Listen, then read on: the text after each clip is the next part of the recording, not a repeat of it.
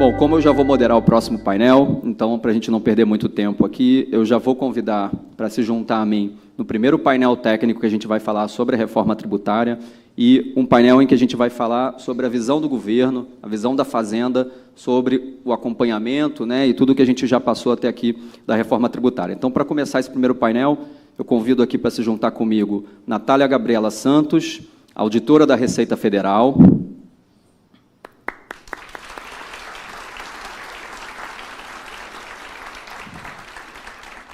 Vinícius Pimentel, auditor da Secretaria de Fazenda do Rio Grande do Sul. E Thomson Lemos, subsecretário de Política Tributária na Secretaria de Fazenda do Estado do Rio de Janeiro. Podem ficar à vontade aí.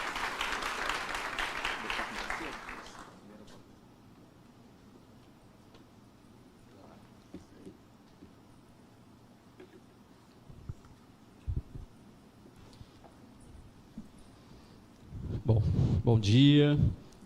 Primeiro agradecer a vocês, né? A gente tem aqui o Fórum Carioca, mas eu fiz questão de trazer a Natália do Espírito Santo, o Vinícius do Rio Grande do Sul, que estão tendo um papel importante aqui na reforma tributária, foram super bem indicados para essa fala do que a gente pretende aqui nesse painel.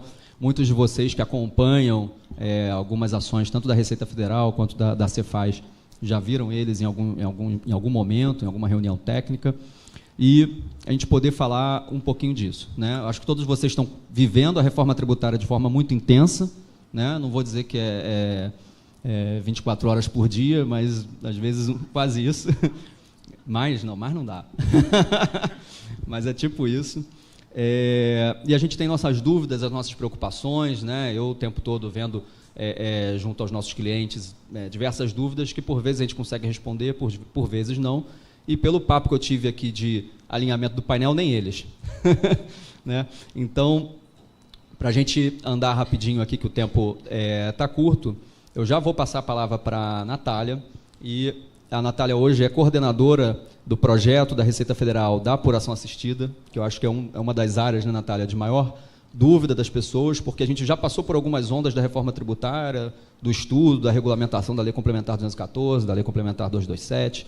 Então, a gente muitas empresas aqui já fizeram modelagem, já fizeram estudos econômicos da reforma. Quem não fez ainda, né, já deve estar num passo de fazer. E hoje a gente olha muito para a rotina, né, para a substituição das obrigações acessórias, e obviamente a CBS vem na frente. E aí eu queria que você passasse um pouquinho para a gente essa experiência da Receita Federal, o status, benefícios, desafios, né, um pouquinho dessa introdução para a gente. Bom dia. Queria agradecer o convite, primeiramente. Não sei se eu faço a apresentação, acho melhor, vou fazendo e vou falando, mas eu vou...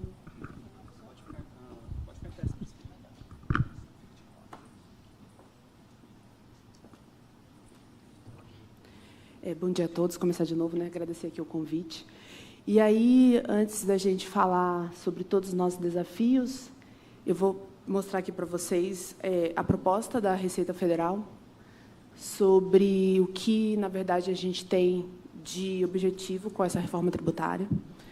E aí, iniciando e deixando bem claro, né, a proposta tanto com a apuração assistida, quanto qualquer outra ferramenta que a gente vai apresentar aqui, a proposta é que a gente consiga promover a conformidade fiscal e auxiliar os contribuintes e contadores e todos os atores aí na tributação a conseguirem se manter conforme para que a gente possa fazer o melhor aproveitamento dos nossos recursos, tanto de tempo quanto de dinheiro ou qualquer outra coisa envolvida em relação a isso. É para cá? Bom, então, a primeira coisa que eu trouxe aqui para vocês é o comparativo, né? O que a gente tinha no fisco do passado? A gente tinha uma postura reativa, punitiva.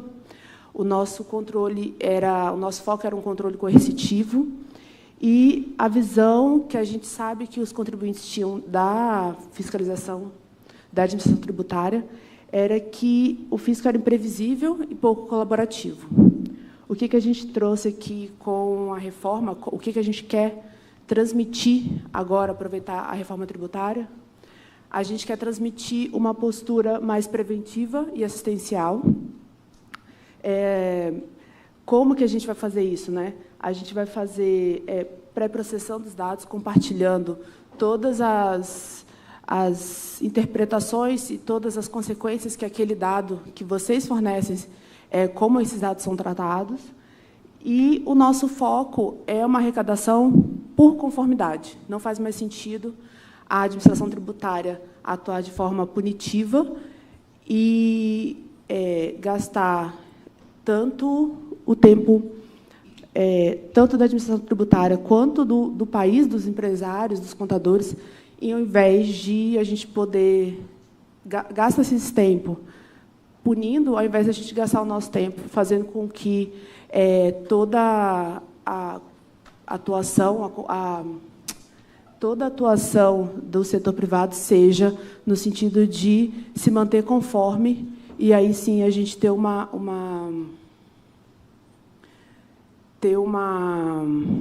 me perdi. A gente ter uma... Bom, me perdi. Não sei o que eu ia falar. Mas a nossa visão é essa, né? A gente, vocês vão ver ao longo todo desse 2026 que o que a gente quer, a visão que a gente quer que vocês tenham é que o fisco é parceiro de vocês na promoção da conformidade. Então, a nossa primeira ferramenta que a gente disponibiliza aqui, em se tratando de reforma tributária, é a calculadora da CBS. Então, falando como receita, né, a gente tem uma calculadora, já está disponível, o link está ali em cima, inclusive. Essa calculadora, ela interpreta, ela pode ser baixada na máquina, ela pode ser utilizada de forma online, ela pode ser embarcada nos RPs de vocês. E a proposta dessa calculadora é que vocês insiram os dados e ela promove tanto a classificação tributária, ela informa a alíquota, ela diz qual é a fundamentação legal daquela alíquota, ou seja, é a primeira ferramenta que o setor de contabilidade pode utilizar para ter certeza que está fazendo a emissão daquele documento fiscal de forma correta. Então, é uma tecnologia aberta, o código-fonte é aberto, e, ao final da utilização, a calculadora também apresenta a memória de cálculo, para que ela possa ser avaliada por vocês, e, se for o caso, tem um erro, existe um problema, vocês reportam à Receita Federal e ela faz os ajustes, se forem necessários. É muito importante, né? Eu acho que, se fôssemos pensar... não sei nada de reforma tributária, quero começar hoje a entender um pouco do que está se passando. Na minha visão, esse é o primeiro passo. Acessa o site da Receita, coloca no Google calculadora CBS, e lá vocês podem utilizar a calculadora de forma online, digitando mesmo, e aí vão verificando o que acontece, como que os dados são externados, qual que é o valor da alíquota, toda a aplicação tributária da Lei Complementar 214 está lá na calculadora. O nosso segundo pilar, né, de conformidade, e aí a Lei Complementar trouxe para a gente como uma necessidade, é a apuração assistida. Então, o que é a apuração assistida? O que isso quer dizer? Significa que os contribuintes emitem seus documentos fiscais, isso é tratado internamente na plataforma, e a apuração assistida da CBS, ela apresenta os dados tratados. O que são os dados tratados? Um cancelamento de venda, uma devolução, uma emissão, uma nota de débito. Tudo isso que vocês têm escutado, imagino eu, aí nos portais de contabilidade, ou de forma no YouTube, todas essas informações, todos esses documentos fiscais, eles são tratados. E o fisco apresenta para o contribuinte os efeitos desses documentos fiscais na apuração do tributo. Então, esse é o grande objetivo da apuração assistida. Ela operacionaliza a não cumulatividade, ao mesmo tempo que ela dá visibilidade para o contribuinte do efeito tributário daquele documento fiscal emitido. A gente fala sobre... A gente permite que a empresa valide, né, as premissas fiscais em tempo real e, caso necessário, o contribuinte vai poder fazer ajustes. E aí a gente vai perguntar, né, que eu acho que é sempre a dúvida, o que são esses ajustes? Vou passar. Os ajustes, eles vão ser realizados mediante emissão de documento fiscal, mais uma vez, são notas de débitos, notas de crédito, ou os próprios eventos. Então, para quem já teve a oportunidade de ler a nota técnica da NFE e NFCE, lá no portal, existe uma série de notas de débito que são disponibilizadas para que o contribuinte emita e faça com que apareça um valor devedor na sua apuração. Existem as notas de crédito, que é justamente o contrário, né? O contribuinte vai emitir na falta de algum registro que tenha, porventura, ocorrido na leitura inicial lá da sua nota fiscal. E a gente tem os eventos. O que são os eventos? São ocorrências que são registradas em cima de um documento fiscal original. Então, a gente trouxe aqui um exemplo, né? Por exemplo, imagina que você emite um documento fiscal e você coloca a data prevista de entrega daqui a um mês, certo? A gente tem que lembrar que o fato gerador da CBS-BS é o fornecimento. Então, se você colocou para aquela entrega daqui a um mês, aquele débito, a priori, só vai ser contabilizado, de fato, na apuração do mês seguinte. E aí, porventura, essa entrega antecipou, eu não sei que dia é hoje é 24, antecipou e vamos dizer que ele chegou nesse mês. Qual que é a sua obrigação nesse caso? Emitir um evento em cima daquele documento fiscal de atualização de data prevista para entrega. Isso faz com que, ao invés desse fato gerador estar registrado lá para abril, esse fato gerador passa a ser registrado aqui em março. Então, essas são as ferramentas disponíveis hoje para que aconteça o ajuste da apuração. A gente fala, os contadores, principalmente, né, têm se preocupado muito em relação aonde que está o protagonismo do contador quando se fala de uma apuração assistida. O protagonismo do contador está aqui, principalmente, né, nesse momento inicial, em preparar os documentos fiscais de forma correta e promover os ajustes quando necessário. Lembrando aqui que existe um prazo, né? A lei trouxe um prazo, ela fala de um prazo para que esses ajustes sejam realizados. A priori, o que está se pensando é que o contribuinte vai ter até o último dia do mês seguinte para realizar esses ajustes. E é claro que, quando a gente fala um prazo, a gente não quer dizer que, após esse prazo, as portas estão fechadas e não tem mais opção, né? A gente fecha a porta e ignora todas as informações que chegarem no prazo posterior. É o prazo que a gente entende razoável para que todas essas informações sejam processadas e a gente consiga fornecer o cálculo correto da CBS. Ah, mas eu só consegui enviar após o prazo. Ok, essa informação também vai ser processada, mas, provavelmente, se esse evento ou se essas notas de débito e crédito, por um acaso, tiverem como consequência o aumento do saldo devedor da CBS ou da IBS, isso quer dizer que, a partir de agora, você provavelmente vai ter que pagar esse tributo com multa e juros, como qualquer outro tributo que você pague em atraso. Aqui eu trouxe para... Ficou bem ruim, né? Na verdade, não serve para nada essa tela. Mas eu vou tentando explicar para vocês. Então, são duas telas aqui. É a tela da apuração assistida da CBS. O que eu queria mostrar para vocês, né? Nessas abas aqui, tem um negocinho? Esse de cima? Não, esse não tem, não. Não, acho que não tem. Opa! Agora volta. Vocês estão vendo o 300 ali? É um 300, em azul, certo? É um 300. Toda essa linha de baixo, que, inclusive, tem um sublinhado ali em azul, ali são as abas da apuração assistida. Então, a gente começa com o resultado da apuração. Esse resultado ele é alterado até esse prazo que eu comentei com vocês, até o último dia do mês subsequente. Isso está em fase de piloto, né? Óbvio que, se o regulamento dispor de forma diferente, esse prazo vai ser conforme o regulamento. mas hoje está até o último dia do mês seguinte. A gente tem um saldo atualizado. O que é esse saldo atualizado? É aquilo que eu falei para vocês.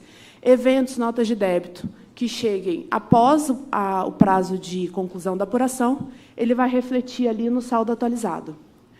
Esse sublinhado aqui em azul é a aba de eventos. Então, o que a gente trouxe como pilar também para essa reforma tributária? O princípio da transparência. Então, nessa aba de eventos, eu mostro, a Receita Federal vai mostrar, todos os eventos que incidiram naquele documento fiscal e, porventura, os eventos faltantes para que aquele documento fiscal tenha todos os reflexos que ele deveria ter. O que é um evento faltante? Por exemplo, um evento de solicitação de crédito presumido. A gente sabe que, para alguns casos, a lei traz a possibilidade de crédito presumido, e aí são necessários 2 eventos. O evento de solicitação de crédito presumido, por parte do adquirente daquela operação, e o evento de confirmação do pagamento integral do fornecimento, que é por parte do fornecedor. Então, aquele contribuinte, né, aquele adquirente, ele só vai ter direito ao crédito presumido se, em cima daquele documento fiscal, constarem esses 2 eventos. Então, é aqui, nessa aba de eventos, que o contribuinte vai poder verificar o que está faltando e o que incidiu naquele documento fiscal. E aqui a gente tem todo o hall de eventos que já estão lá previstos na nota técnica de NFE e NFCE. A gente tem uma aba em processamento. Essa aba em processamento significa o quê? A lei complementar trouxe a necessidade de utilização do crédito de pagamento na ordem cronológica dos débitos. Então, a gente criou essa aba de processamento para que documento fiscal emitido e processado internamente, ele fica aqui aguardando o critério da cronologia. Então, de tempos em tempos, a cada certo intervalo de tempo, a gente processa esses documentos e, aí sim, esses valores são refletidos no resultado da apuração. E por que mostrar esses documentos aqui se eles não estão fazendo diferença na apuração? Princípio da transparência. Eu prefiro mostrar aqui, e o contribuinte já tem a noção de que aquele documento foi processado, ele está só aguardando a cronologia, do que a gente não mostrar, e a gente tem uma enxurrada de perguntas e dúvidas. Eu emiti o documento, ele não foi carregado, ele não foi considerado. Então, documento que foi processado dentro do portal da CBS, ele aparece aqui em processamento. A gente também tem uma aba Outras Informações, que foi falta de nome melhor. Então, o que é Outras Informações? Mais uma vez, pensando na questão da transparência, a gente mostra para o contribuinte todos os créditos que ele tem registrado, porém ainda não apropriados. O que isso quer dizer? Quer dizer que o fornecedor dele ainda não fez o recolhimento do tributo incidente daquele fornecimento, e aí, por isso, o crédito do adquirente está não apropriado, então ele ainda não pode refletir no resultado da apuração. Então, a gente tem aqui, em Outras Informações, essa informação também. E, por fim, são os não aproveitados. Os não aproveitados foi quase teve uma guerra dentro da Receita entre mostrar ou não esses não aproveitados. E a gente sempre fala, né, na dúvida se a informação vai ser útil ou não, vamos exibir. Vamos exibir, porque, se existe dúvida para a gente, vai existir essa dúvida também para os contribuintes. E aí, o que são esses não aproveitados? Então, imaginemos que eu sou um adquirente e, por algum motivo, nessa aquisição, eu não tenho direito a crédito. Então, ela não gera nenhum registro no meu resultado da minha apuração, mas eu fui adquirente daquele fornecimento e eu constei naquele documento fiscal. É aqui no não aproveitados que ele vai aparecer. Então, além de tudo, a gente mostra para o contribuinte, olha, eu também percebi a emissão desse documento fiscal, porém, pelas regras que eu tenho dentro do sistema, esse valor você não te gerou crédito. Então, eu estou aqui mostrando para você, caso você entenda que esteja errado, óbvio, compareça à Receita Federal, forma de dizer, né? Entre lá no atendimento, no Receita Atende, e diga, tire essa dúvida, questione, que talvez a gente tenha algum ajuste a ser feito. Então, é isso, né? Não sei se algum de vocês já estão participando do piloto ou já estão participando da beta. Essa é a carinha que eu queria mostrar para vocês. Ali em cima é onde o contribuinte vai poder pedir ressarcimento ou efetuar o pagamento do seu tributo. E, dentro dessas outras informações também, a gente vai ter a possibilidade do contribuinte emitir, o contribuinte na figura do adquirente, emitir o recolhimento do adquirente, para que ele tenha a apropriação do crédito dele garantido. Falando um pouquinho de split, eu deixei esse slide aqui, só para deixar claro, não sei se está claro para todo mundo o que é um split, eu imagino que sim, mas é um desenho bem simples, que eu uso lá quando eu estou explicando para alguém, né, de faculdade, alguma coisa nesse sentido, o que é o split. Então, a gente está falando que, para o adquirente ele continua com aquele ônus financeiro, imaginando que essa operação toda aqui é R$ 1.100. É 1.000 de preço e 100 de tributo. Então, o adquirente continua fazendo a transferência bancária, que seja dos R$ 1.100, e aí parte desse valor, que é o montante do tributo que deveria ser recolhido pelo fornecedor, vai ser splitado lá no banco e vai chegar nos cofres públicos da União, no caso da CBS.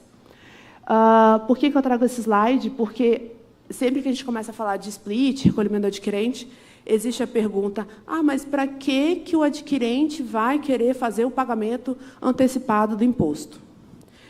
A gente tem que sempre lembrar, eu acho que isso já está bem claro para vocês, mas que esse adquirente ele só vai ter crédito se o débito do fornecedor estiver pago. Então, a forma desse adquirente garantir que ele tenha direito ao uso do crédito que ele já pagou, porque, veja, quando ele paga os R$ 1.100, na verdade, ele já saiu do caixa dele, esses R$ 1.100, a única forma dele garantir que ele tem os R$ 100 de crédito é split, ou, antes disso, o recolhimento pelo adquirente. Por que é a última forma de garantir? Porque, quando este débito de R$ 100 for registrado lá na apuração assistida do fornecedor, ele vai ser extinto, regra geral, em ordem cronológica. A única forma dele de ser extinto de forma direta é na ocorrência do split ou do recolhimento do adquirente. Então, se você quer garantir que, dado que você gastou seus R$ 1.100, aquele valor de R$ 100 seja apropriado de crédito para você, ou você vai ter que fazer um recolhimento pelo adquirente, ou você vai ter que informar lá o valor no momento do split. Aí, falando de modalidades de split, não sei se vocês têm conhecimento, eu coloquei primeiro aqui como recolhimento do adquirente. Óbvio que o recolhimento do adquirente não é uma modalidade de split, mas ele é alternativa enquanto o split não acontecer, enquanto o split não existir. Na Receita Federal, o recolhimento do adquirente ele vai estar disponível na produção beta a partir de junho de 26. Então eu vou ter que pagar tributo. Não. Esse recolhimento do adquirente vai ser um recolhimento do adquirente simulado, para quem já está utilizando a apuração assistida e já tem um pouco de conhecimento ali da sistemática. O que vai acontecer? O contribuinte vai entrar nos seus créditos a apropriar, vai emitir um DARF, vai ter um botão simulado em que ele fala DARF pago. Esse valor, obviamente, não vai ser pago de verdade. É apenas para simular o pagamento da CBS do fornecedor e, aí sim, a apropriação do crédito para aquele adquirente. Então, em junho de 26, a gente vai ter disponível na produção beta. A gente tem a modalidade, aí falando propriamente de split, do split offline. O split offline significa que o valor que vai ser segregado no split, ele é exatamente aquele informado por uma das pontas, né, da atividade comercial. O banco ou o prestador de serviço de pagamento, ele não recebe a informação da apuração assistida, nem da CBS, nem da IBS. A previsão é fevereiro de 27, se tudo der certo. E aí, o terceiro, né, e o melhor de todos, é o split online. Aí, sim, antes de fazer aquela segregação entre 100 e R$ 1.000, as apurações assistidas vão informar aos prestadores de serviço de pagamento a necessidade ou não daquela segregação e só depois de ter informação desse saldo, realizar a segregação.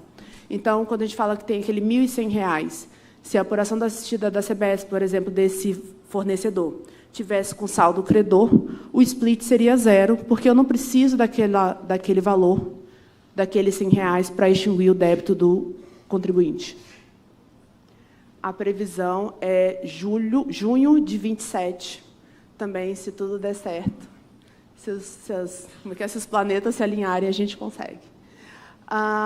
Uma coisa muito importante de se falar aqui é que o que acontece caso haja um pagamento a maior dessas modalidades de pagamento.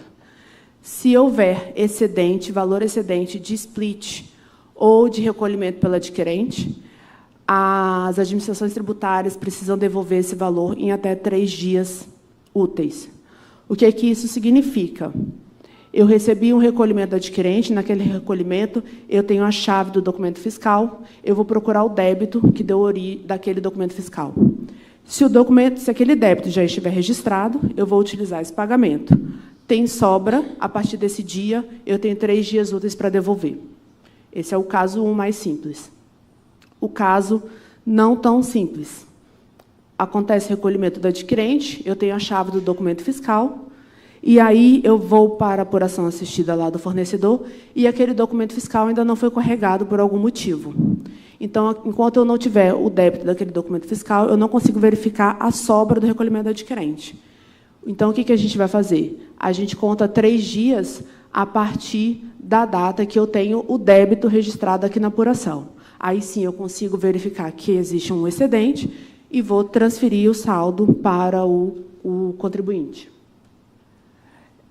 Inclusive, essa necessidade, né, de devolução, de transferência, propriamente dito, em 3 dias úteis, foi uma necessidade trazida, né, pelo mercado, de não impactar ou mitigar, pelo menos, o impacto no fluxo de caixa das empresas. E aí, a outra necessidade, outra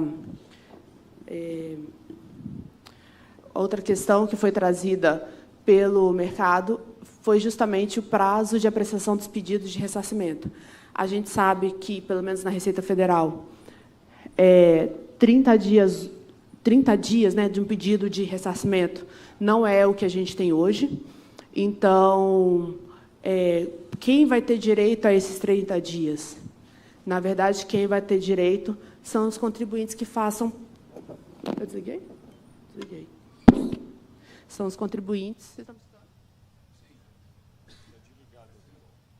Okay. Som, agora sim. São os contribuintes que estão participando dos programas de conformidade. Então, qual que é a grande importância do contribuinte se manter conforme, tanto na Receita quanto para o Comitê Gestor do IBS, é ele ter o direito a esse pedido, a análise do pedido de ressarcimento em 30 dias. Se não for participante de um programa de conformidade, esse prazo passa para 60, e, em alguns casos, até 180 dias. E aí, o que a gente tem aqui na Receita como terceiro pilar da conformidade é o gerenciador. O que é o gerenciador de conformidade?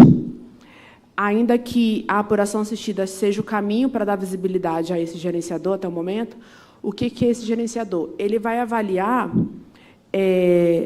as divergências encontradas entre aquele documento fiscal emitido por vocês, pelo contribuinte, e comparando com os parâmetros que a Receita tem aqui dentro.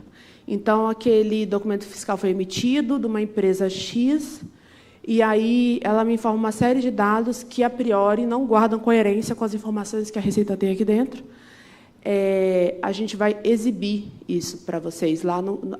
Neste momento, essa exibição está acontecendo na apuração assistida. E para quê? Para que o contribuinte tenha visibilidade sobre de quais informações a gente tem e tente promover o mais rápido possível as correções, se for o caso, ou os ajustes, ou ainda compareça, entre aspas, à Receita Federal, para que essas informações internas sejam ajustadas. Qual que é o objetivo disso? O objetivo final é a autorregularização. É aquela ideia de que o fisco não quer mais ser punitivo nem coercitivo.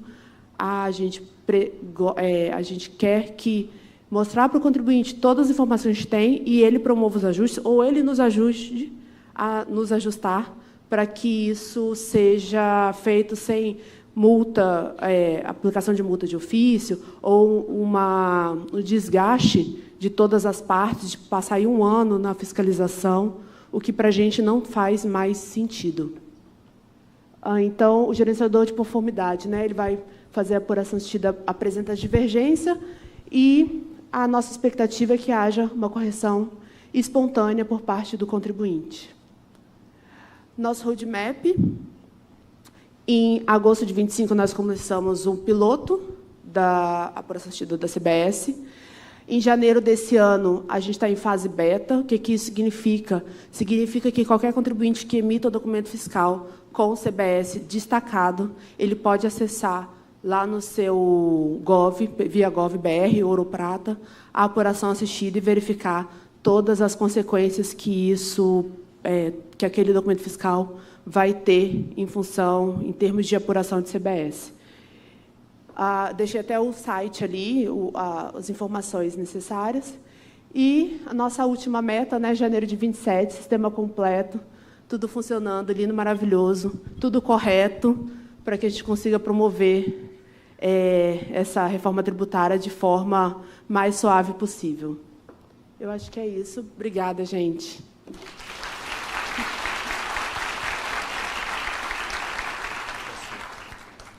Obrigado, Natália. Acho que foi bem esclarecedor.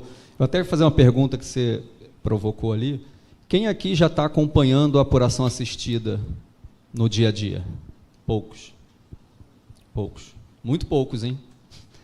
Então, essa apresentação deve ter sido boa no sentido, né, visual, de esclarecimento, mas realmente, né, eu acho que aqui que a gente tem uma segunda pergunta, quem aqui é de empresa mesmo, que trabalha em empresa? É a maior parte, disparado, né?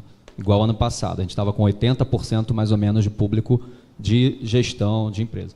E pouca gente acompanhando a apuração assistida, isso é preocupante. Tem que acompanhar. A forma mais fácil, né? Você pergunta qual é a forma mais fácil da gente começar. Forma mais fácil, download da calculadora. É o mais fácil. Começa digitando lá, manualmente, vendo como é que funciona. Obviamente que é uma forma um pouco mais complexa. Comece e inicie a emissão do documento fiscal com a CBS destacado, CBS e IBS destacado. Não vamos esquecer o IBS. Eu falo CBS porque, né, já posso. Mas emitindo o documento fiscal com os tributos destacados, os tributos da reforma destacada, vocês conseguem visualizar totalmente qual é o impacto disso na sua apuração assistida.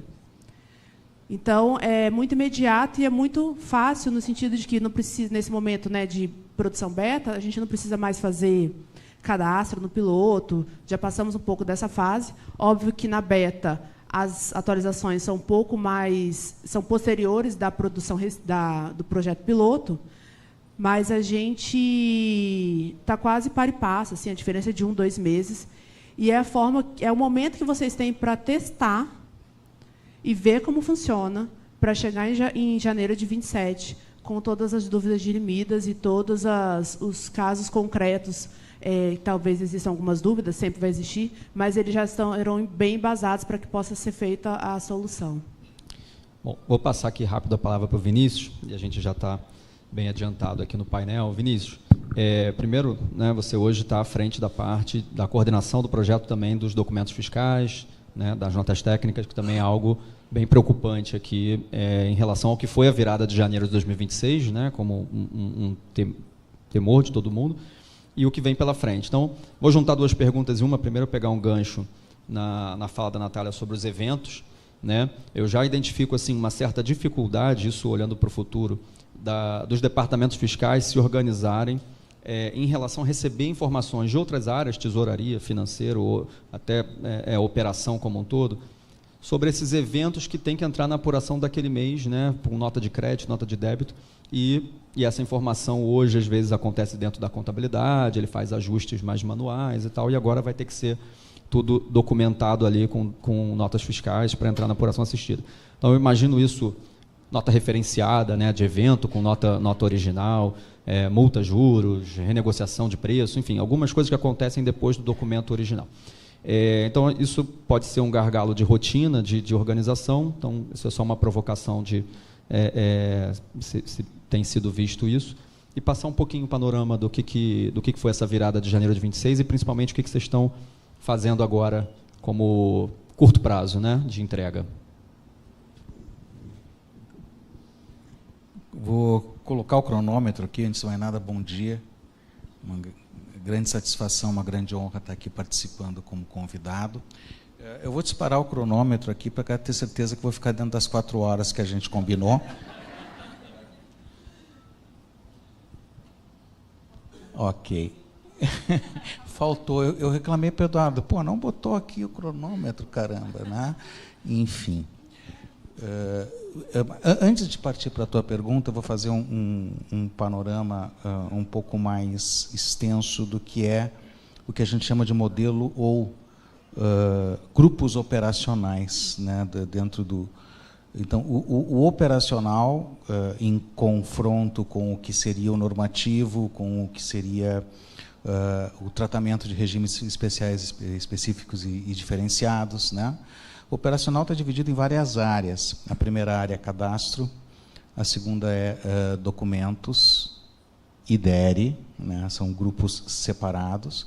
Depois a gente tem apuração, a gente tem arrecadação, a gente tem distribuição, no nosso caso, né? A Receita é feliz, só é um cofre só entra de um lugar, só entra para um lugar, não tem que sair. E no caso do Comitê Gestor, Estados e Municípios, né, Thompson, a gente tem 5.571 ou 69, conforme o sabor, municípios e 27 unidades federadas.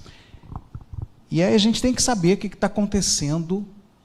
Não é só se preocupar com o destino, que é o valor a ser destinado no consumo final a cada um desses quase 6 mil entes.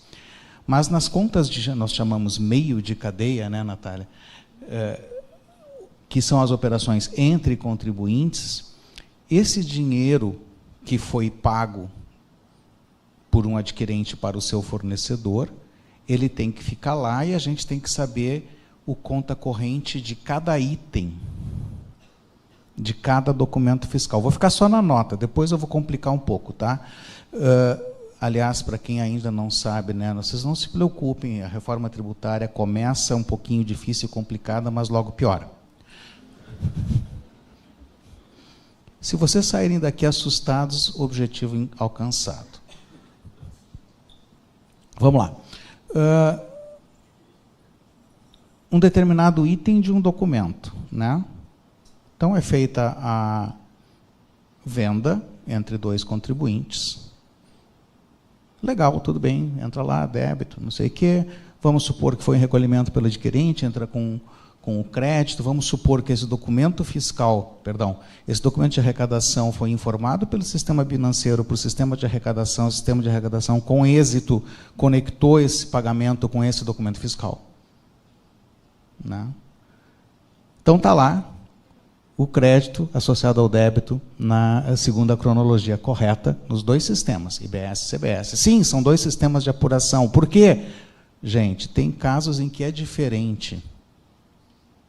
Ainda que o fato econômico seja o mesmo, a interpretação do fato econômico enquanto fato gerador de IBS ou de CBS pode levar a regras diferentes. Então, são sistemas diferentes. Assim, né, Eduardo, o Eduardo perguntou, vou te perguntar isso, caramba.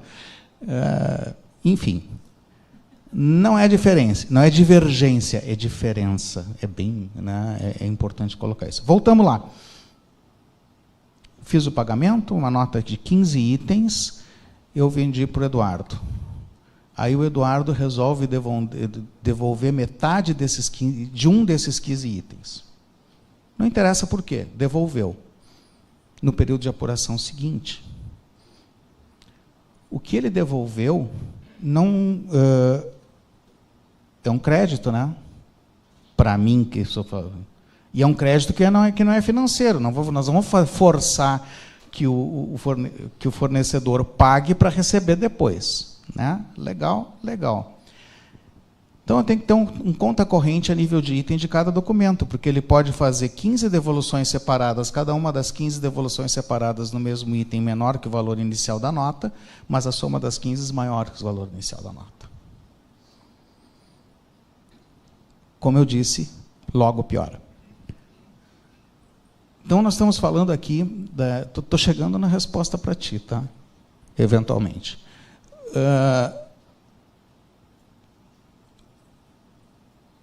Lembrem que eu falei, cadastro, documentos fiscais, estou no segundo passo, cadastro eu vou falar depois. Então, documentos fiscais, nós temos uma série de documentos fiscais aí.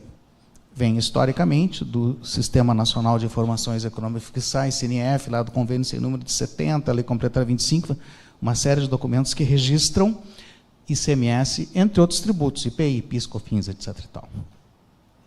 Temos a nota fiscal eletrônica de serviços, e a sua irmã mais nova, a nota fiscal eletrônica de serviços de, não sei o nome correto, enfim, para pedágio, né, NFS é via. Então, tem esses dois sistemas de documentos existentes. E temos uma série de fatos econômicos que viraram fato gerador de IBS e ou CBS, normalmente dos dois, que não eram fato gerador de nenhum dos dois. Por exemplo, transporte aéreo de passageiros, água e saneamento, alienação de bens imóveis. Todos aqui já viram, entre outros, né, esses novos documentos que estão sendo criados. Aliás, né, um parênteses, o grupo de documentos fiscais eletrônicos, do qual eu sou um dos coordenadores, né, outros é o colega Marco Duran, da Receita Federal, e o colega Denis Miyashiro, da Prefeitura de São Paulo, tem 15 subgrupos. Desses 15 subgrupos, 3 iniciaram reunião agora às 10 da manhã, eu deveria estar lá, nas 3. Né?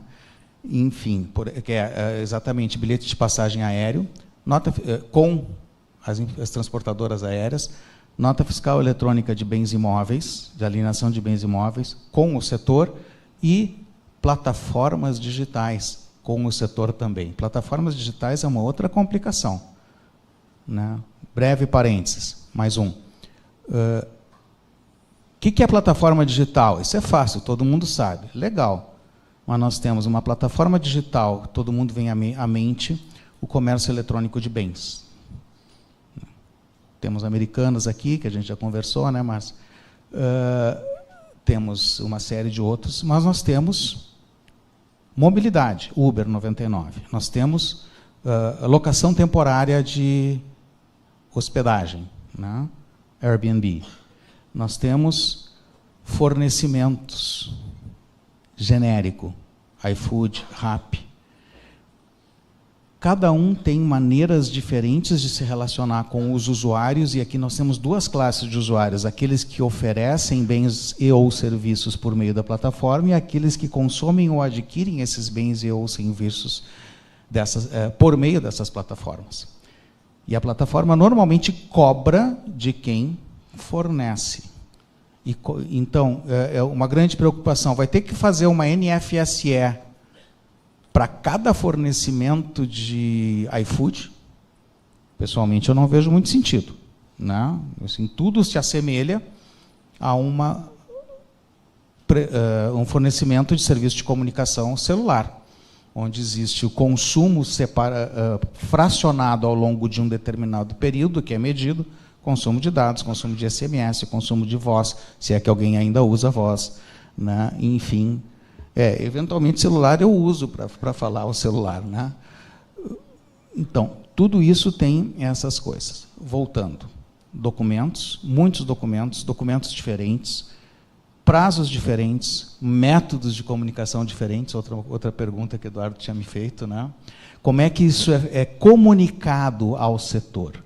Como é que ao setor que é o usuário do documento? Então, cada um desses diferentes documentos tem diferentes maneiras, ainda que similares, mas são canais diferentes de comunicação e de interação do fisco com os contribuintes e suas associações. Agora mesmo eu falei para vocês que, neste momento, estão ocorrendo 3 destas reuniões. Legal. Mas, espera aí. Não seria melhor ter um documento só, que nem a famosa Lei Complementar 199, tem uns 2, 3 anos, saiu? Vou dar minha opinião particular. Seria horroroso para as empresas. Porque imagina só, temos um documento só para tudo, né? Um anel para governar todos os demais. Sai uma alteração porque a Agência Nacional de Aviação Civil implementou uma nova regulamentação no transporte aéreo. Aí a gente publica uma nota técnica para dizer isso. Todo mundo vai ter que ler essa nota técnica para saber se afeta. E se concluir que não afeta, vai ficar com medo. Puxa, eu acho que não afeta, mas e se afetasse? Né? Então, o fato de nós termos a especialização dos documentos por...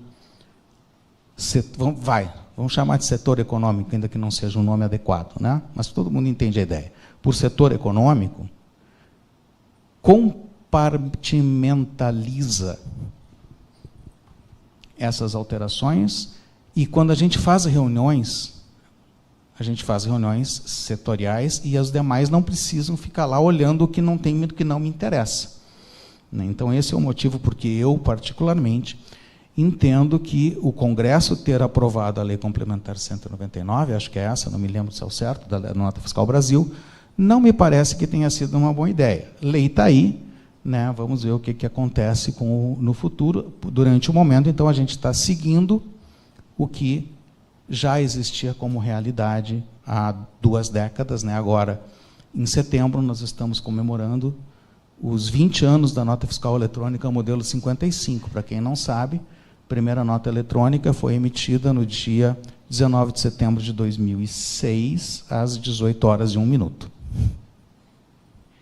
Enfim. Vamos lá. Então, eu falava disso de documentos, porque vários documentos, como esses documentos, então, foram alterados, os já existentes, para que pudessem ser informados pelos contribuintes IBS e CBS.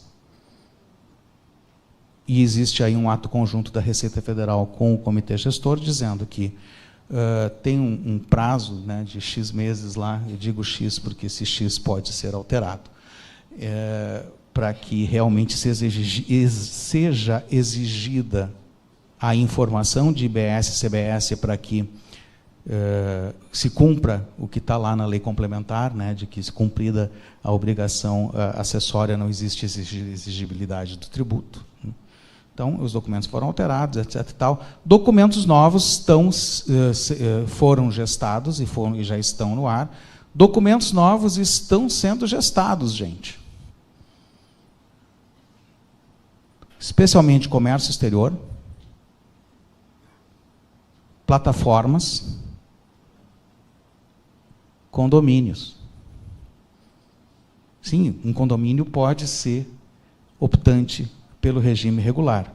Vamos olhar para não para o nosso condomínio lá de casa, vamos olhar para o shopping center. Todos os condôminos são contribuintes. Então, aquele IBS, evidentemente, né, a administração de um shopping vai ser optante pelo regime regular. Vai ter destaque de IBS e CBS. Então, todos os condôminos vão ter direito a esse, né, apuração assistida, tem que entrar por um documento fiscal eletrônico, não tem outra maneira. Então, que documento será esse? Não sei. Mas haverá um documento fiscal eletrônico para isso. Legal. Isso é parte de documentos. Cadastro. CNPJ, CNPJ alfa. CNPJ de pessoa física com característica de pessoa jurídica. Acredito que todos já tenham ouvido falar nisso. O que acontece, ou acontecerá, quando uma associação de advogados, uma firma de advocacia, adquire bens no mundo do IBS e da CBS? Crédito amplo, né? Essa aquisição vai ingressar na apuração assistida por meio da nota fiscal eletrônica correspondente. Legal, isso todo mundo sabe. O que está perdendo tempo falando nisso? Vamos complicar a coisa. Eu sou o titular dessa firma de advocacia e eu vou numa loja, uma livraria, né, não vou dizer um nome, mas uma livraria que vende, né, vou lá e compro uma impressora e 3 pacotes de folhas A4 e alguns cartuchos de toner. Dou o meu CNPJ, recebo uma nota fiscal 55, tranquilo, débito, crédito. Bom, eu vou, em vez de ir nesta livraria, eu vou num supermercado desses grandes, esse hipermercado, compro os mesmos materiais. Dou o meu CNPJ. Esse CNPJ vai ser colocado numa NFCE modelo 65. E aí, então, a legislação do ICMS está sendo, nesta semana ou nas semanas que vêm, haverá um CONFAS, onde, se Deus quiser, isso vai ser aprovado como ajuste NF. NFCE pode instrumentalizar crédito. Então, acaba com aquele terrorismo que já existe lá, dizendo que, a partir de maio de 2026, não será mais possível identificar uma NFCE com CNPJ. Todo o contrário. Não só identifica com o CNPJ, como acaba, o pessoal da contabilidade, a possibilidade de usar o 5929 e aqueles outros CFOPs lá. Isso sim vai ser proibido, né? Então, tranquilo, emite NF. Como é que sabe? O sistema do supermercado tem que saber se identifica com o CNPJ, que é, não, é uma NFCE normal, entra na esteira das apurações, este CNPJ, né, é optante pela apuração pelo regime regular, é optante, legal, crédito, como se fosse uma NFE normal. Vamos continuar complicando. Junto no supermercado, eu comprei 2 garrafas de uísque. E sai na mesma nota. Cupom fiscal, como se dizia antigamente, né? Na mesma nota sai a impressora, o toner, o papel e o uísque. O uísque não pode dar crédito. Não tem problema. Ainda que subjetivamente o conteúdo, subjetivamente porque o sujeito, né, o destinatário, teria direito ao crédito, de maneira objetiva, o que está neste item, que é o uísque, não vai alimentar o crédito desse adquirente. Mas espera aí. Tudo isso quem comprou não foi uma firma de advocacia. Quem comprou foi um bar.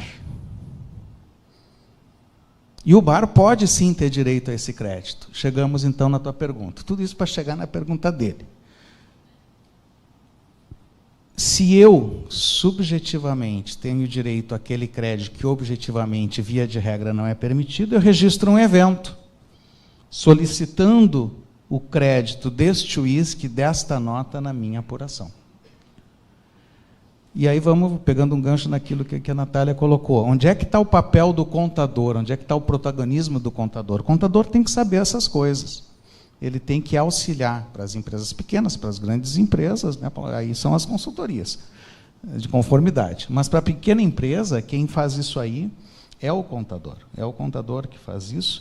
E a pequena empresa, aqui eu vou colocar um outro aspecto, que é o aspecto do Simples Nacional. Simples Nacional, isso eu vou utilizar como gancho para falar de cadastro. Via de regra, a empresa normal do Simples Nacional, o cara está preocupado com o que ele está vendendo hoje para comer amanhã. Não está preocupado com como é que ele vai preencher a nota, como é que a nota dele, se a nota vai ser autorizada ou não vai. Se a nota não foi autorizada, eu estou vendendo para o consumidor final, azar, o contador que se vire para ver o que vai acontecer com isso aí.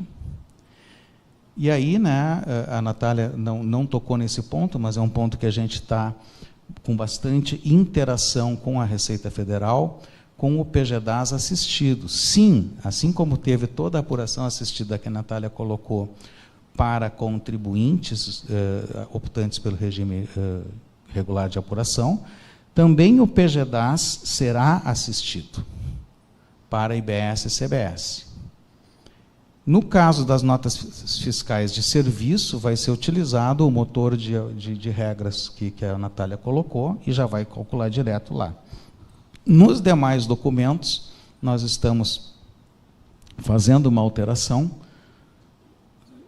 e os sistemas de apuração de NFE, de NFCE, de CTE e de NFCOM, não sei se tem mais alguma que possa ser omitida pelo Simples, talvez BPE, não sei, vão devolver no protocolo de autorização o valor de IBS e CBS deste documento fiscal.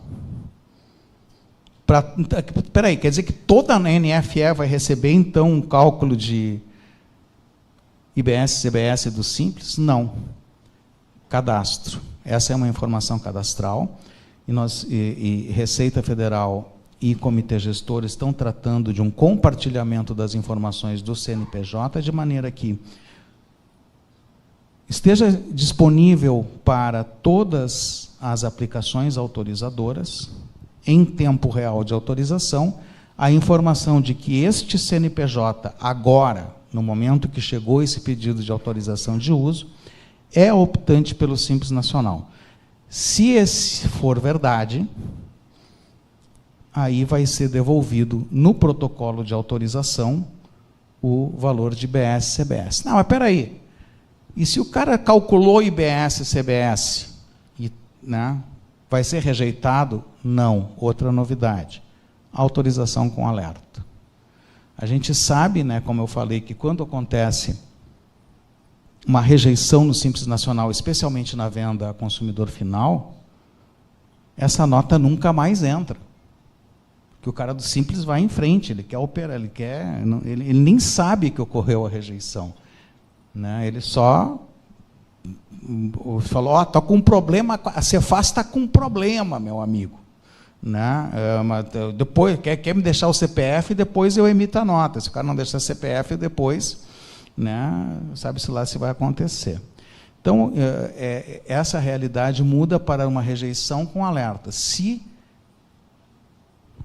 o documento fiscal é emitido por um optante pelo Simples Nacional e ele faz qualquer coisa que nas operações entre contribuintes seria motivo de rejeição, não será rejeitado. Nós queremos esse documento, nós queremos essa informação, porque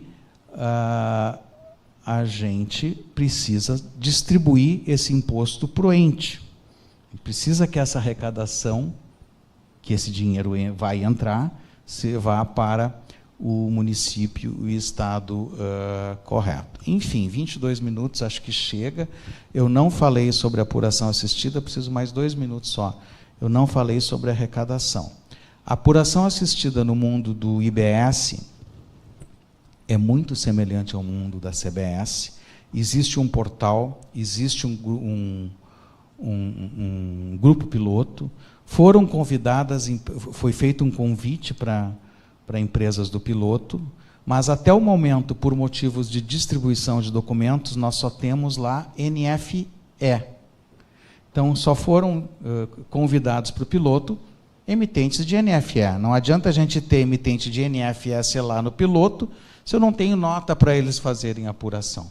Então, a segunda etapa vai entrar os serviços, terceira etapa vai entrar a NFCE, quarta etapa vai entrar a CTE. Por isso que, então, o sistema de apuração está indo com estas ondas. O sistema de apuração, ele é óbvio que é diferente da CBS, de apuração assistida, e o piloto, ele roda uma apuração todos os dias como se tivesse passado um mês nesse dia.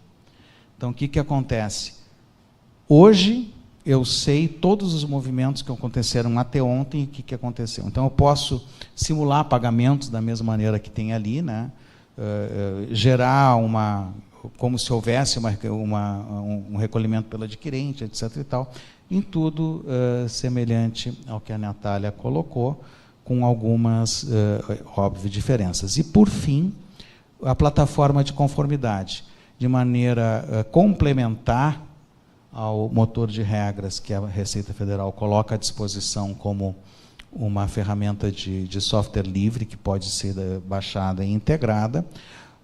O Comitê Gestor oferece uma plataforma de conformidade onde você pode testar os documentos fiscais que foram gerados, trechos de XML ou XML completo, e o que roda ali é exatamente a mesma aplicação que vai autorizar o documento. Então, já sabe, só por colar o XML ali, o que vai acontecer se fosse feita a transmissão total. Fiquei dentro das 4 horas. Ficou. Não, a gente está realmente corrido aqui, que a gente já está um painel atrasado, a plaquinha já subiu 20 vezes ali para a gente, mas a gente já começou atrasado. Thomson, vou passar a palavra direto. Eu acho que a ideia era ter você aqui também. A gente passou por bastante temas operacionais aqui, né? E eu acho que faz sentido aqui para o público. Queria ver uma visão da Secretaria de Fazenda, né? Talvez uma visão mais econômica dessa transição do IBS, né? Com o ICMS para o IBS, especialmente na visão de políticas públicas, né? Enfim, incentivos a indústrias. Então, uma visão mais econômica, para a gente ser também objetivo. Perfeito, Eduardo. Bom, queria dar um bom dia para todas as pessoas presentes, agradecer o convite e agradecer a cada um de vocês que veio prestigiar o evento e nos ouvir, e dizer que eu estou aqui trabalhando, viu, Eduardo, Vinícius, Natália e todas as pessoas presentes. Eu estou trabalhando porque eu estou aqui cumprindo meu dever. Eu sou auditor fiscal da Receita Estadual, hoje estou como subsecretário de Política Tributária e Relações Institucionais e sou membro suplente do Comitê Gestor do IBS e entendo que o nosso papel como auditores, pessoas que atuam nas secretarias de Fazenda e que têm missões de gestão e que também atuam no Comitê Gestor, justamente trazer para a sociedade os temas que atravessam todo esse processo e compartilhar com a sociedade, de modo que a sociedade tenha condições de influenciar no rumo da reforma. E indo exatamente na linha do que o Eduardo propôs, eu vou falar sobre os desafios que a gente entende que se colocam nesse cenário de reforma tributária do consumo. Em primeiro lugar, eu entendo que a reforma, tal como se consubstanciou até o momento, na forma de atos, né, atos legais, atos normativos, ela nasce para buscar solucionar alguns problemas, né. Tem sido muito comentados esses problemas. O próprio Bernard Api, ex-secretário extraordinário para a reforma tributária, ele sempre tocou nos pontos que eu vou falar aqui, provavelmente alguns de vocês já escutaram, mas são problemas que afligem a sociedade brasileira há muitos anos. Um deles é o gasto, o custo para se pagar tributo, né? A gente poderia até chamar esse custo de uma espécie de sobreimposto. Você não deve só o imposto, você deve gastar para arrecadar. E isso vale tanto para as empresas, para os contribuintes, como para o Estado. O Estado também gasta muito para arrecadar. E esse gasto acaba sendo repassado, o das empresas e o do Estado para os cidadãos, tá certo? Então, é um custo da sociedade. Um outro ponto que tem sido muito falado é a guerra fiscal, né? Ela tem sido também um custo muito alto para os estados, principalmente em decorrência de o ICMS ser um imposto incidente sobre a origem, que vocês sabem que proporciona aos estados um mecanismo de política pública de atração de investimentos com vistas ao desenvolvimento econômico para os seus territórios. Vocês sabem que os estados, por exemplo, têm limitações de política fiscal. Os estados não têm como fazer política monetária, por exemplo. Então, é uma das poucas frentes de política pública que afetam, que fazem uma ligação entre os tributos e o desenvolvimento econômico foi a chamada guerra fiscal, em que, infelizmente, é uma guerra sem vencedores. E a gente tem um outro grande problema, que é a incapacidade financeira dos entes. Isso, eu posso dar o exemplo da dívida que aflige os principais estados que têm a maior participação no PIB nacional, e a gente pode se perguntar, que modelo é esse, né, que faz com que os estados mais pujantes da federação sejam os mais endividados com a União? Aí, na verdade, a gente é impelido a se perguntar, né, que federação é essa? Né? Uma federação que tem o nome de federação, mas funciona muito pouco como tal. Uma outra questão, um outro problema, são as desigualdades sociais e regionais. Eu não vou me aprofundar nisso, todos vocês conhecem minimamente esse tema e sabem como isso acontece em cada território dos estados brasileiros. Não existe só uma desigualdade regional, existe uma desigualdade dentro de cada estado. Eu não vou dentro de cada cidade, não preciso me alongar sobre isso. Nós aqui, estando no Rio de Janeiro, a cidade maravilhosa, com tantas dificuldades também. A regressividade do imposto, do ICMS, né, um imposto que incide basicamente sobre o consumo, a maior parte, quase a totalidade dos trabalhadores consome tudo o que recebe de renda, e às vezes mais, né, se endividando. Então, nós temos aí que incide basicamente sobre os trabalhadores, as classes de menor renda. E poderia citar outros aqui, mas eu queria mencionar os conflitos distributivos, né, que estão relacionados à guerra fiscal e que viviam sem solução. Todos esses problemas viviam sem solução. Me parece que o entendimento da sociedade foi de que existia uma causa comum para todos esses problemas. Não era a única causa comum, mas uma causa comum importante, que era o nosso sistema tributário, que é o nosso sistema tributário. Se eu for pegar o exemplo do ICMS ser tão complexo, né, e o ICMS ser tão complexo leva, evidentemente, contribui um pouquinho para causar cada um desses problemas que eu mencionei.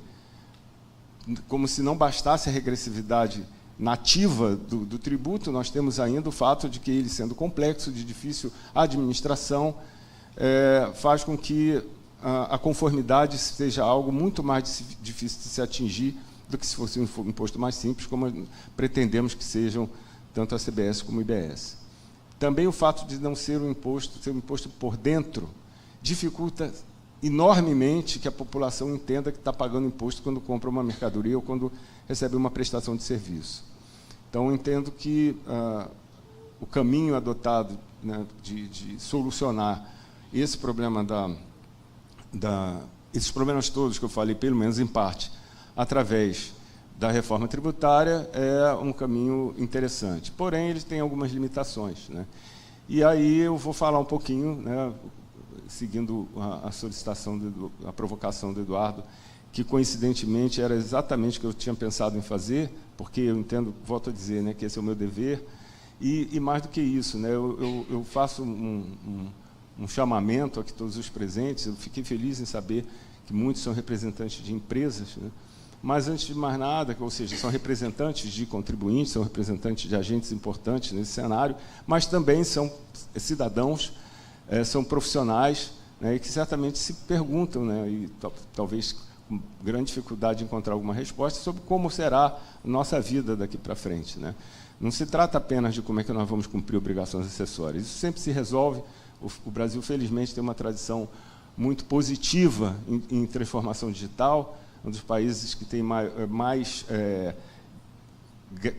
alto grau de digitalização das obrigações acessórias. Nós temos aqui, o Vinícius não disse, mas ele é um dos pais, talvez ele tenha dito sem dizer tão claramente, quando ele disse exatamente a data de nascimento da nota fiscal eletrônica, só o pai sabe. Quer dizer, o pai é um dos que sabe. Ele é um dos pais, dos poucos pais da nota fiscal eletrônica no Brasil. Então, vocês estão diante aqui de uma pessoa com uma importância enorme nesse processo. E ele prova, né, assim como a Natália também, de que nós, os técnicos, têm uma capacidade enorme de resolver problemas de natureza operacional, e a gente está muito avançado nesse ponto. Mas se colocam desafios para a sociedade brasileira, né? A sociedade brasileira, a princípio, está num caminho de solução dos problemas que eu mencionei através do ataque dessa causa raiz comum. Porém, não está dada ainda a reforma tributária, né? Nós temos uma emenda constitucional, nós temos 2 leis complementares, está se elaborando lá no comitê gestor, que, diga-se de passagem, ainda é provisório, um regulamento do IBS. A Receita Federal está trabalhando no regulamento da CBS e está havendo entendimento entre os representantes dos estados e dos municípios com a Receita Federal no sentido de ter um regulamento comum. Mas, enfim, o grande desafio da sociedade brasileira é atingir os marcos temporais. Nós temos um próximo marco temporal, que é 2032. Até lá, nós vamos ter 2 eleições para presidente, governadores, senadores, deputados federais e estaduais. Nós vamos ter 2 eleições municipais também, sendo que a segunda delas será em 2032, justamente. E, num processo democrático, muita coisa pode mudar. Então, a sociedade brasileira precisa sustentar essa solução de problemas via ataque dessa causa comum, dessa causa raiz comum, através da reforma tributária. Muita coisa vai precisar ser confirmada até 2032. E muito mais até 2077, quando se espera estar concluída a transição federativa. Então, quando a gente fala que aqui no Rio de Janeiro nós vamos ter uma vantagem comparativa de, por sermos o Estado com o segundo maior consumidor líquido do país, nós vamos ter, a princípio, uma vantagem comparativa de arrecadação no destino. A arrecadação plenamente no destino vai ser só em 2077. Essa é a previsão, né? Nós vamos ter 10% no início de 2032, mas a plenitude dessa característica do IBS vai ocorrer só em 2077.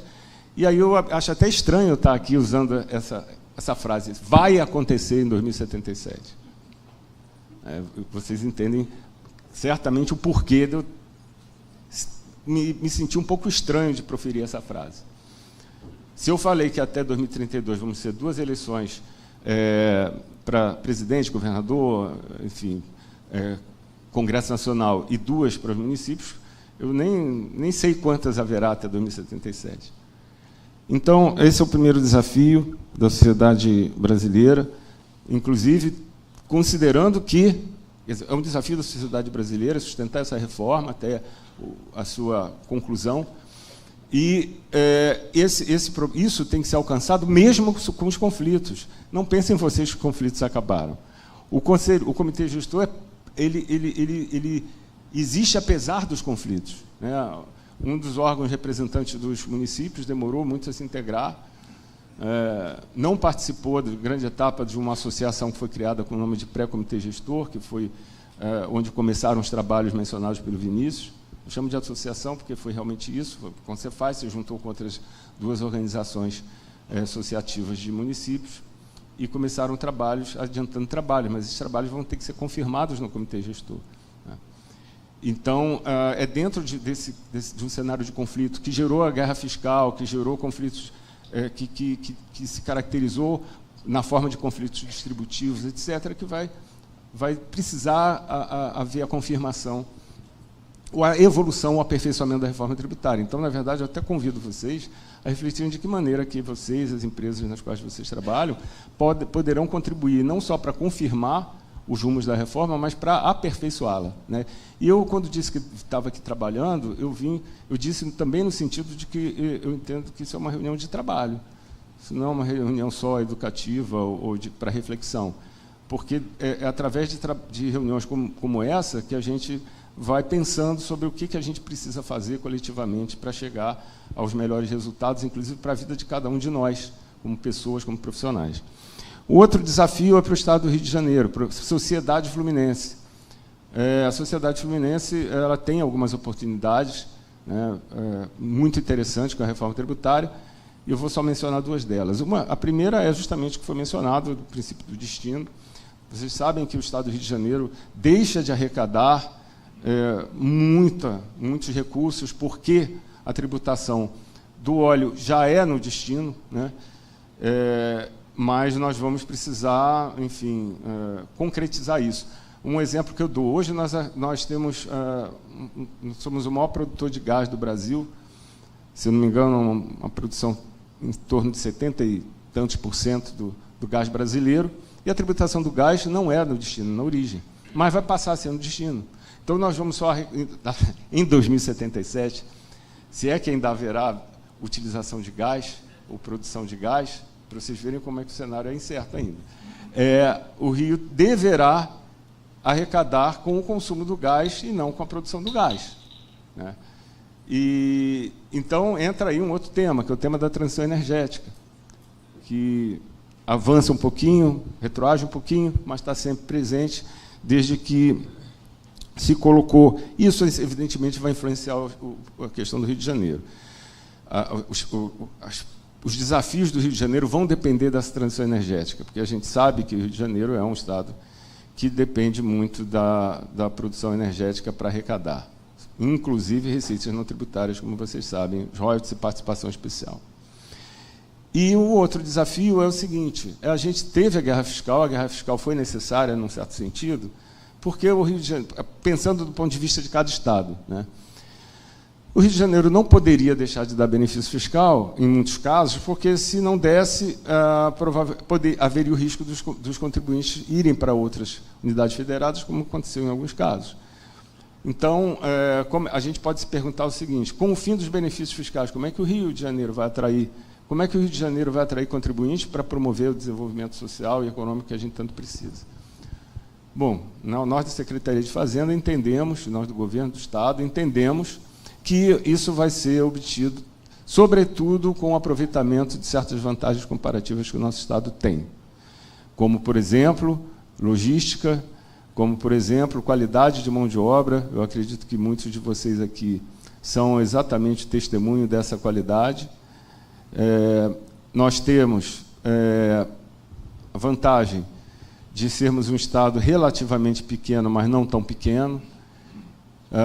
Nós temos uma vantagem em relação à localização no mapa do Brasil, em relação, por exemplo, à logística, no que se refere a portos. Enfim, nós entendemos que teremos algum tempo ainda para atrair contribuintes dentro do quadro da guerra fiscal, mas, sobretudo, vamos precisar lançar mão dessas nossas vantagens para manter as empresas aqui depois. Então, é um desafio para a sociedade fluminense que a reforma tributária seja considerada como uma mudança em prol de possibilidade de novas formas de o Estado se desenvolver, novos vetores de desenvolvimento do Estado. Até porque, se a gente vive a situação que vive hoje, com uma dívida impagável e muitos problemas institucionais, muitos problemas financeiros ainda, é porque provavelmente o modelo que foi adotado, incluindo a guerra fiscal, não é o melhor modelo. Tá certo? É preciso enfrentar esse desafio maior, e a reforma tributária se insere nessa situação. E, por fim, temos o desafio da Secretaria de Estado de Fazenda, de promover a transição do ICMS para o IBS.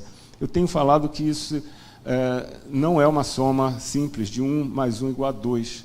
É, no mínimo, uma soma de 1 mais 1 igual a 3 ou mais, porque a transição ela é em si uma entidade. Nós temos o IBS, nós temos o ICMS e temos a mistura dos dois. E isso talvez seja a questão que mais afetará a vida dos profissionais como vocês, né, que vão ter que trabalhar com os dois. Não se trata de trabalhar com um e depois passar a trabalhar com o outro.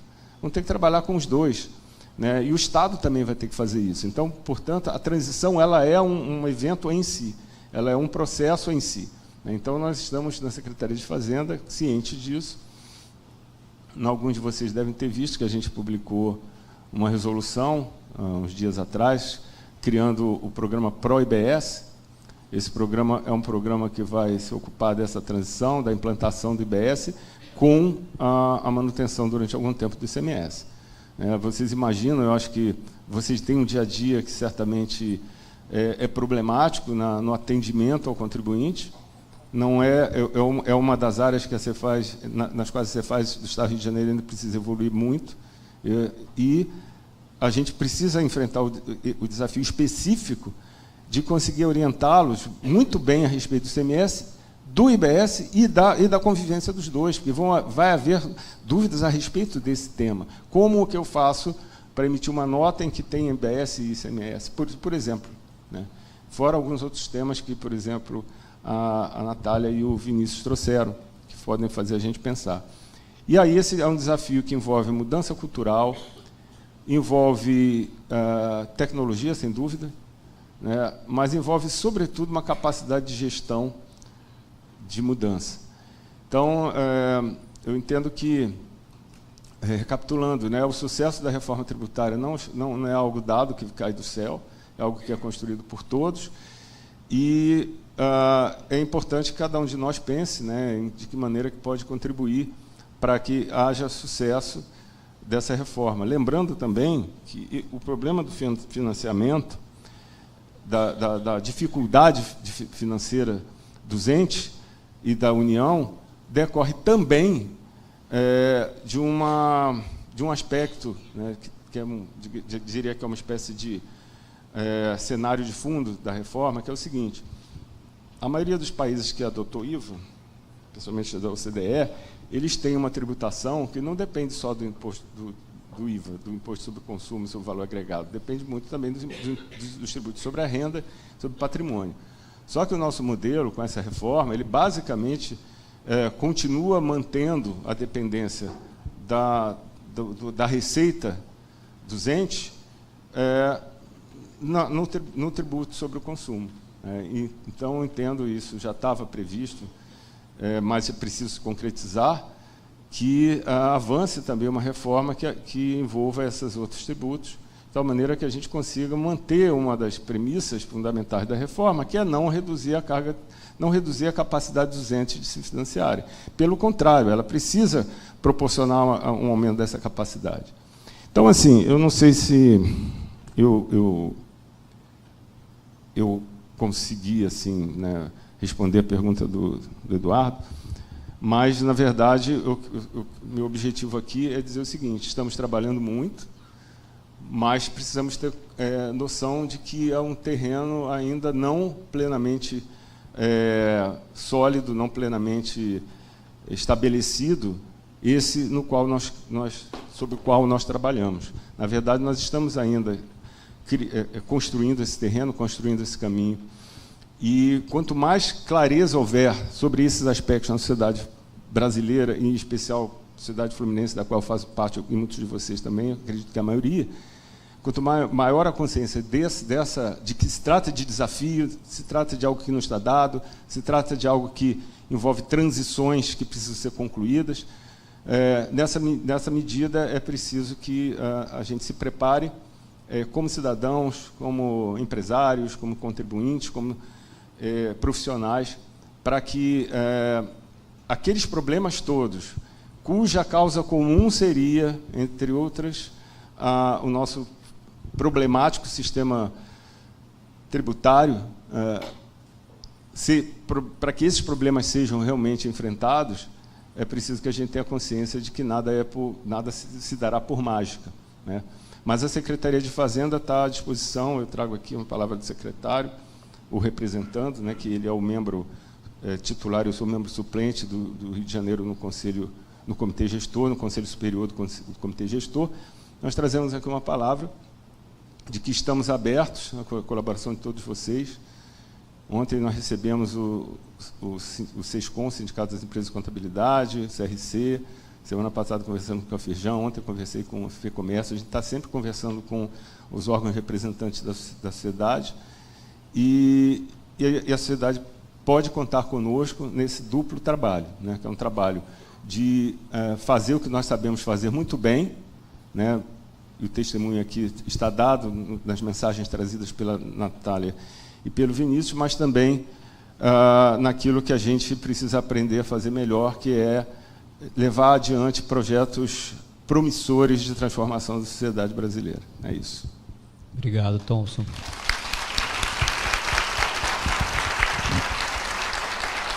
Bom, gente, não preciso nem dizer que a gente está muito avançado na hora, aí, conforme a programação. Agradecer ao painel, um painel super pesado aqui, que mostra muito da construção do que está sendo feito pelo governo como um todo, estados e União. Então, agradecer a vocês aí, a gente tirar uma foto e seguir com a programação. Obrigado, gente.